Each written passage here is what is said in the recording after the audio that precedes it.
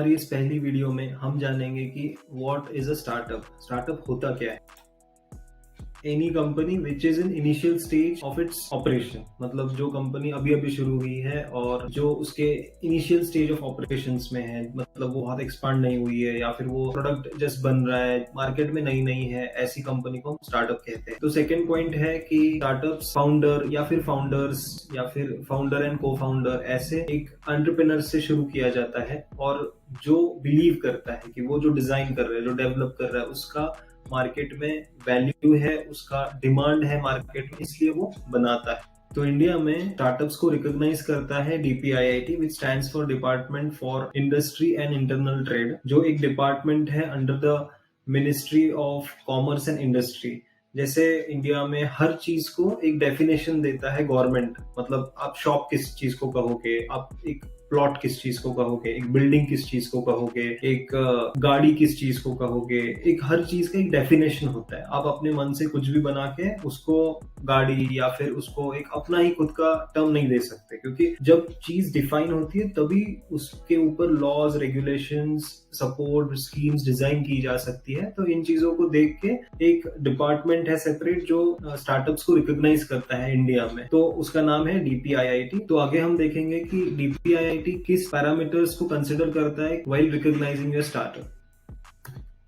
तो startup as पर DPIIT इन 5 पैरामीटर्स से डिफाइन किया जाता है। First is company age, second is company type, third is innovation and scale, fourth is original entity and annual turnover. ये 5 चीजें DPIIT वेरीफाई करता है और फिर ही वो आपको एक स्टार्टअप का दर्जा देता है, आपको एज अ स्टार्टअप रिकॉग्नाइज करता है। तो अब ये 5 पैरामीटर्स हम इंडिविजुअली डीप में जाके देखेंगे कि कितना एज होना चाहिए, कंपनी किस टाइप में चलेगी, किस टाइप का इनोवेटिव एंड स्केलेबल सोल्यूशन होना चाहिए, एनुअल टर्नओवर कितना होना चाहिए, ओरिजिनल एंटिटी मतलब एग्जैक्टली क्या। तो पहले हम देखते हैं कि स्टार्टअप का एज क्या है। Period of existence and operation should not be exceeding 10 years from the date of incorporation, मतलब जब आपकी कंपनी रजिस्टर होती है उस दिन से जो आपका एग्जिस्टिंग ऑपरेशन है, वो जो टाइम है वो 10 साल से पुराना नहीं होना चाहिए। मतलब आज अगर आप DPIIT के वेबसाइट पे जाके अगर आपकी स्टार्टअप एप्लीकेशन फाइल करो तो आपका इनकॉर्पोरेशन सर्टिफिकेट 10 साल पुराना नहीं होना चाहिए। In that case they will not recognise you as a startup.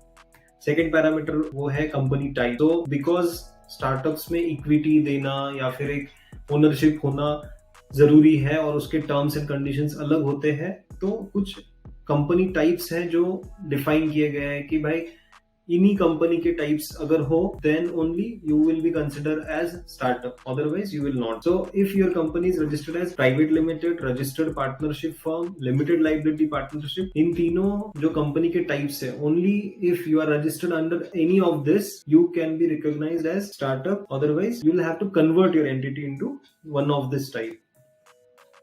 जो थर्ड पैरामीटर आता है वो है ओरिजिनल एंटिटी। ओरिजिनल एंटिटी मतलब it should not have been formed by splitting और reconstructing the already existing business. मतलब कोई एक बड़ा बिजनेस है, सपोज आप रिलायंस कर लो, उन्होंने उनका ही एक सिस्टर कंपनी खोला, तो दिखने में क्या दिखेगा कि वो 10 साल से पुराना नहीं है, वो नया नया कंपनी है। They can show it as a startup and then they can take benefit of all the government schemes. So वो अवॉइड करने के लिए यहाँ पे एक क्लॉज है कि आप ऐसी कोई कंपनी नहीं चाहिए जो स्प्लिट हो गई है उसके पेरेंट कंपनी या फिर रिकंस्ट्रक्ट कर दी है, मतलब आपने एक प्रोडक्ट बनाया, वो मार्केट में अच्छे से चल रहा है, आपने फिर से एक नई कंपनी डेवलप की और फिर उस प्रोडक्ट को दिखाया कि ये एक्स प्रोडक्ट नए कंपनी का है, वो एक स्टार्टअप है, और फिर से आपने सारे गवर्नमेंट बेनिफिट्स उठाए।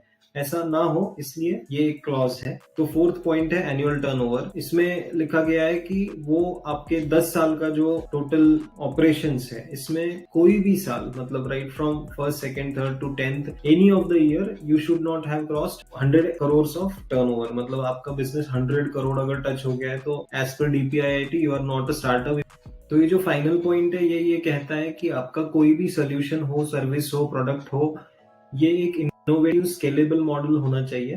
मतलब एक स्केलेबल प्रोडक्ट होना चाहिए, टू मच स्पेसिफिक कस्टमाइज्ड नहीं होना चाहिए। जैसे कि मैं आपको एग्जांपल देता हूँ, सपोज आपकी सोसाइटी में एक प्रॉब्लम है, आपने वो छुड़ाया और आपको लगता है कि ये स्टार्टअप है, तो that is not recognised as startup.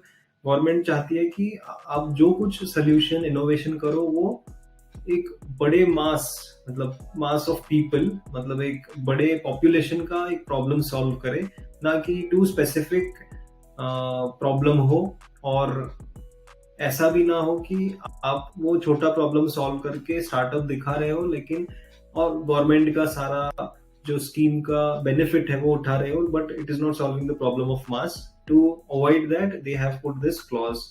So this is the basic understanding of startup. We'll go deeper in next videos. So please do subscribe. Thank you very much.